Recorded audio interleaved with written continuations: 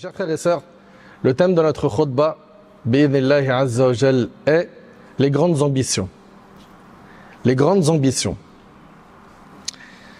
Chacun garde en lui des secrets, des espoirs, des aspirations et des ambitions. Tout le monde a des ambitions. Tout le monde a des ambitions qui lui traversent l'esprit, prenant des formes différentes selon les personnes et leur situation.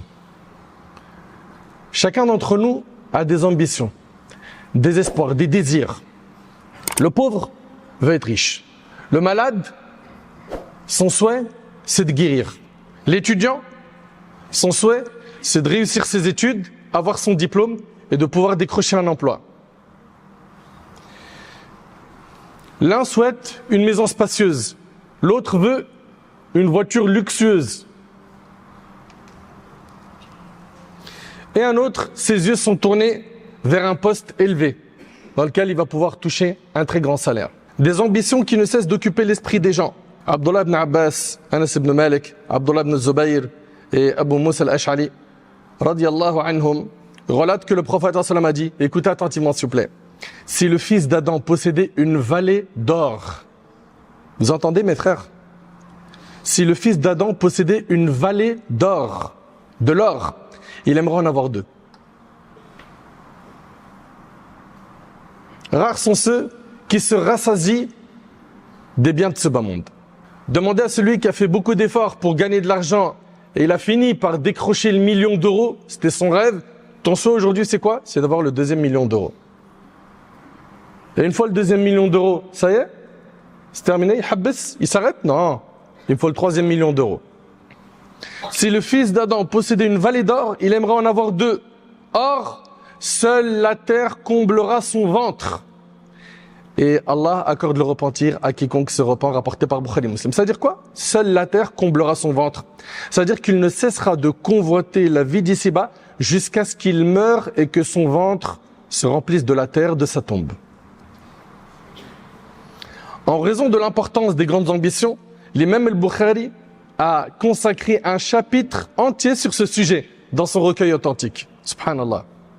C'est pourquoi il est recommandé aux croyants de multiplier les souhaits pour les bonnes œuvres. J'ai pas dit que tu n'as pas le droit d'avoir des ambitions dans la vie d'ici-bas, d'être un patron, d'avoir un bon salaire, d'avoir une belle voiture. Tant que ça ne t'écarte pas de l'obéissance d'Allah, et que ton objectif premier c'est la satisfaction d'Allah et que tout est cadré au niveau du dîn, pas de problème. Le prophète sallam dans le hadith de Saad, qui est rapporté par Ibn Hibban, il a dit 4 choses font partie du bonheur. Parmi elles, la bonne monture. La bonne monture à l'époque, c'était d'avoir un bon cheval ou un bon chameau. Aujourd'hui, c'est une voiture. C'est pas un problème. Le souci, c'est quand l'objectif de ta vie, c'est que ça. En oubliant que tu as une rencontre avec ton Seigneur Azza wa Jal. Donc il est recommandé aux croyants de multiplier les souhaits pour les bonnes œuvres. Parce que au final, quand tu vas mourir, comme le prophète en dit, il y a 3 choses qui accompagnent le défunt dans sa tombe. Il y a ses biens, sa famille, et il y a quoi aussi? Ses œuvres. 2 de ces 3 reviennent à la vie d'ici-bas. Et il n'y a qu'une seule chose qui reste avec toi dans ta tombe. Ta famille et tes biens, ils vont rester dans la vie d'ici-bas, et tu prendras avec toi dans ta tombe que tes œuvres. Et dans le hadith d'Abu Kabsha, qui est rapporté par l'imam At-Tirmidhi, le prophète a dit que ce bas monde appartient à 4 catégories de personnes. Quelqu'un à qui Allah a donné la science et l'argent. Il a la religion et il a l'argent. Il va dépenser l'argent dans les nobles causes. Lui, il occupe la meilleure position. C'est quelqu'un qui a la religion et l'argent.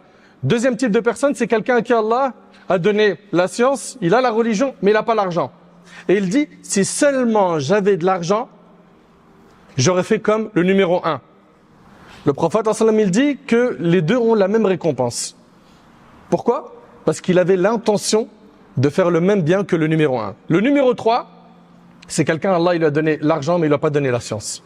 Il a de l'argent, mais il n'a pas la religion. Il dépense son argent dans le haram. Il n'a aucune limite. Il défie tout le monde de le concurrencer dans le mal. Lui, il occupe la pire des positions. Et le numéro 4, et malheureusement, je le dis en ayant le cœur qui saigne, on en a beaucoup malheureusement des numéros 4 dans la communauté. C'est quelqu'un, il n'a pas d'argent et il n'a pas la science. Il est loin d'Allah et il n'a pas d'argent. Et il se dit, si seulement je pouvais être comme le numéro 3. Et bien le prophète ensemble, il dit qu'ils auront la même rétribution. Pourquoi? Parce qu'il a souhaité, du plus profond de son cœur, son ambition dans sa vie, c'était de faire autant de haram que le numéro 3. Donc là, je vous pose une question, mes chers frères, mes chères sœurs. Vous faites partie de quelle catégorie de ces 4?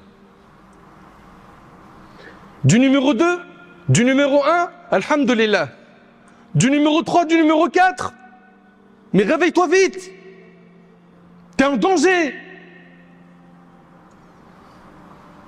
Et quand j'ai dit tout à l'heure qu'il y a beaucoup de numéro 4, c'est réel. Ils n'ont pas d'argent et leur rêve, c'est quoi? C'est de reproduire ce qu'ils voient dans les stories, dans les publications sur TikTok, sur les shorts. Regarde, il a sillonné le monde. Il a vu les plus belles femmes du monde. Il a fait les meilleurs hôtels. Il s'est régalé en boîte de nuit. Subhanallah, t'as pas d'argent et ton souhait c'est d'être comme les gens les plus mauvais, les gens qui sont les plus égarés. Mais tu réfléchis pas un instant? C'est quoi ces ambitions?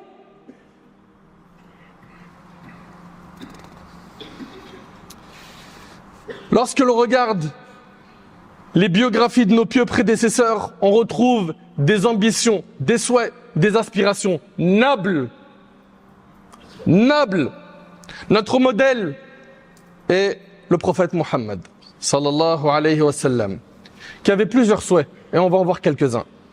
Son plus grand souhait était de faire un maximum le bien afin de gagner la satisfaction d'Allah. Abu Huraira radiyallahu anhu relate que le prophète sallallahu alayhi wa sallam a dit: si je possédais l'équivalent de la montagne de Uhud en or, la montagne de Uhud c'est une immense montagne à Médine. Regardez le prophète sallallahu alayhi wa sallam, qu'est-ce qu'il dit? Si je possédais l'équivalent de la montagne de Uhud en or, je serais certes heureux de ne pas laisser passer 3 jours alors que j'en garde encore quelque chose, si ce n'est de quoi rembourser une dette rapportée par Bukhari Muslim. Il dit alayhi salatu wassalam, si je possédais l'équivalent de la montagne de Uhud en or, qu'est-ce qui lui ferait plaisir? Ça serait quoi son souhait?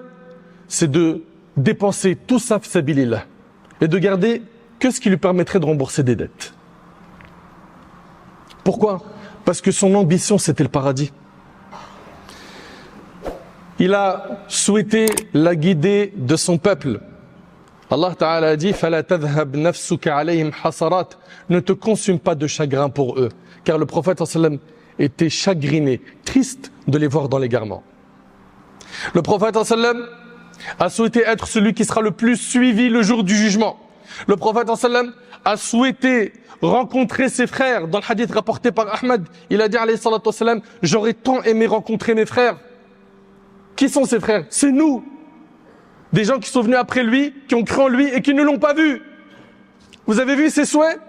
Dans un hadith rapporté par Bukhari, le prophète sallam a dit: j'espère que vous serez certes la moitié des gens du paradis. Vous entendez?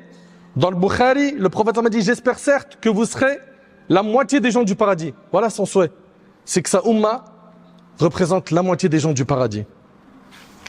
Quels sont nos souhaits? Quels sont nos souhaits? On est musulmans. On sait qu'un jour on va rencontrer Allah. Quels sont nos souhaits? Quelles sont nos ambitions? On pense à quoi? C'est quoi nos projets? Les compagnons radiyallahu anhum qui ont été éduqués par le prophète sallam avaient de grandes ambitions. Rabi' ibn Ka'b al-Aslami radiyallahu anhu, le hadith est rapporté par l'imam Muslim. Il dit: je passais la nuit avec le messager d'Allah sallam et lui apportais de l'eau pour ses ablutions et ce dont il avait besoin. Il me dit: demande. Imagine-toi, le prophète sallam lui dit: demande. Fais-moi une demande.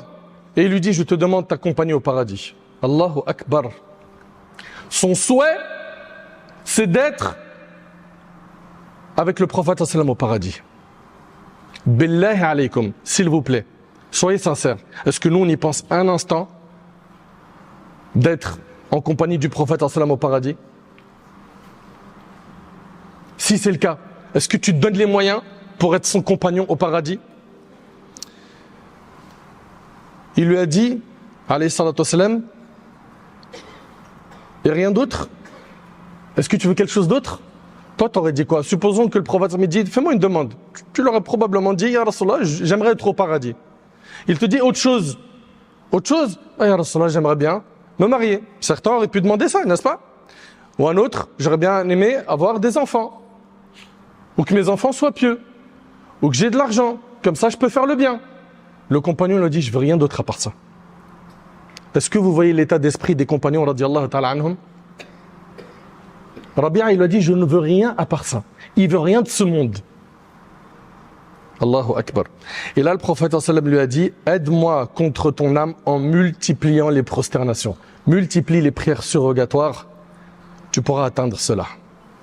Les prières surrogatoires. Omar radiyallahu anhu, il avait de nombreux souhaits. Il souhaitait pouvoir subvenir aux besoins des veuves en Irak. Allahu Akbar. Les femmes veuves, celles qui ont perdu leur mari, ou en Irak. Mais t'entends, ça c'est son souhait.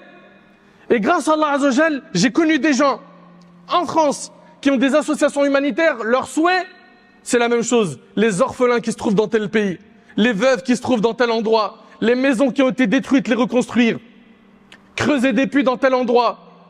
Mais est-ce que nous, on a ces souhaits? Parce que le seul souhait, c'est d'être tranquille, d'avoir le frigo rempli. Quand je ferme la porte, alhamdoulilah, je suis bien. Le chauffage, Wi-Fi, tout se passe pour le mieux. Le compagnon Omar a dit qu'il souhaitait pouvoir subvenir aux besoins des veuves d'Irak. Et disait, si Allah me protège, je ferai en sorte que les veuves d'Irak n'aient plus jamais besoin de personne après moi. Allahu Akbar. Ce compagnon avait de grandes ambitions.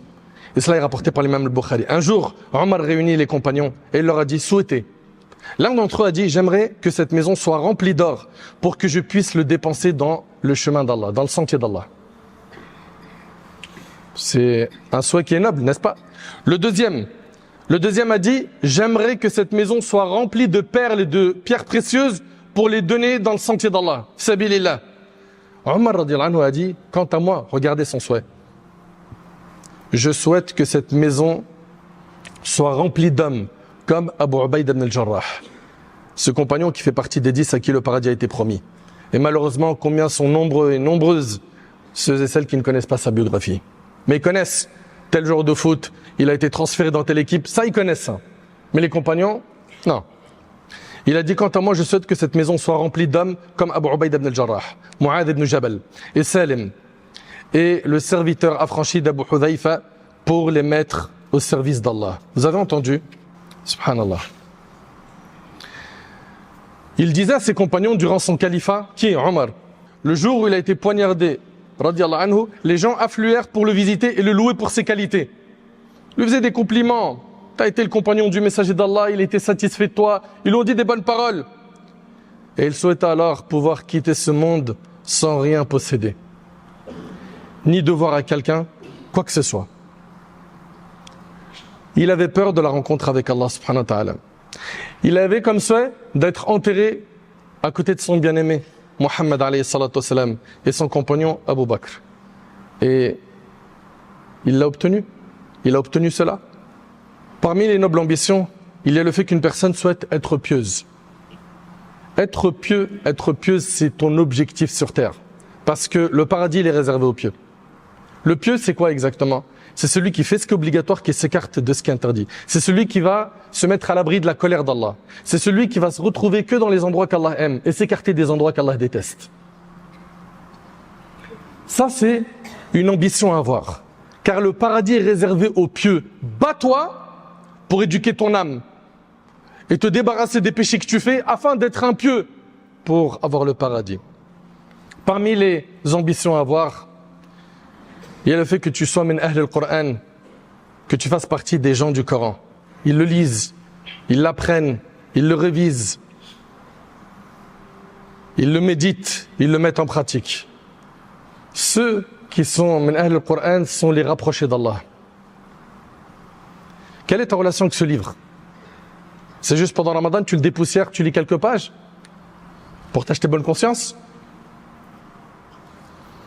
Ça, c'est des grandes ambitions qu'il faut cibler. Être pieux, être parmi les proches du livre d'Allah, parmi les gens du Coran, être riche dans le but de dépenser dans les nobles causes.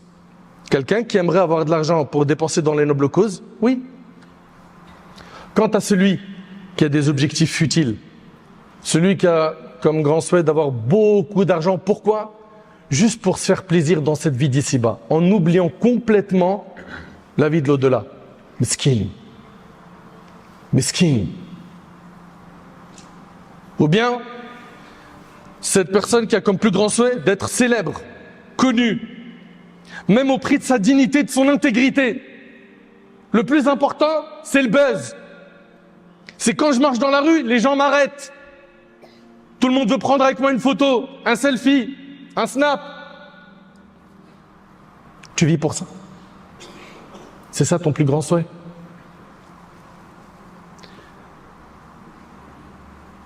Souvent, ces personnes-là qui ont pris une mauvaise direction et qui ont des ambitions qui vont à l'encontre de notre religion, souvent ces gens-là ont été induits en erreur par les mauvaises fréquentations. Les mauvaises fréquentations. Et le prophète sallallahu alayhi wa sallam a dit, l'homme a la religion de son ami intime, que chacun d'entre vous fasse donc attention à qui il prend comme ami intime, rapporté par l'imam at-Tirmidhi. Parmi les nobles aspirations et le souci pour lequel l'homme est récompensé, il y a le souhait de voir la Ummah dans une meilleure situation. Avoir ce souhait, c'est noble et ça émane d'un cœur vivant. Quelqu'un qui a compris que toute la Ummah représente un seul corps, comme a dit le prophète, ou comme un édifice dont toutes les parties se soutiennent les unes les autres. Le croyant possède un cœur vivant qui se préoccupe du sort de ses frères et sœurs en Allah. Et quand tu vois que tes frères et tes sœurs souffrent à droite et à gauche, bouge et aie comme ambition d'être utile. Et chacun selon ses moyens. Il y en a, ils vont réussir à monter des associations humanitaires, sociales, et ils vont aider. D'autres, c'est des bons cerveaux, ils utilisent bien les réseaux sociaux, Internet. Mets tes compétences au service du dîn. Le croyant possède une langue qui ne cesse de prier pour eux, pour ses frères et ses sœurs, de se tourner vers le maître de l'univers pour qu'il vienne en aide aux musulmans et qu'il écarte leurs épreuves. Mes chers frères et sœurs, vous avez bien compris, on parle des grandes ambitions. Il y a deux voies. Ceux qui vont avoir pour ambition d'être des pieux, gagner la satisfaction d'Allah, qui veulent le paradis, et il y a ceux qui ont pris un chemin qui est celui, malheureusement, des mauvaises fréquentations, du suivi des passions, du haram, et qui suivent les pas du diable. Pose-toi la question, tu fais partie de quelle catégorie? Quelles sont tes ambitions? Il faut que tu aies des grandes ambitions. Et la plus grande ambition que tu dois avoir, c'est de sauver ton âme du châtiment d'Allah subhanahu wa ta'ala le jour du jugement. Pour ça, sois pieux. Sois pieux et donne-toi les moyens d'être un pieux. Donne-toi les moyens, ma sœur, d'être une pieuse. J'implore Allah subhanahu wa ta'ala de nous pardonner nos manquements. J'implore Allah subhanahu wa ta'ala de faire de nous des pieux. J'implore Allah subhanahu wa ta'ala de nous accorder une bonne compréhension de sa religion. J'implore Allah tabarak wa ta'ala de nous accorder une bonne fin et de nous ressusciter en compagnie des prophètes, des vertueux, des pieux. J'implore Allah tabarak wa ta'ala de nous faciliter le jugement. J'implore Allah azza wa jalla de nous accorder notre livre de la main droite.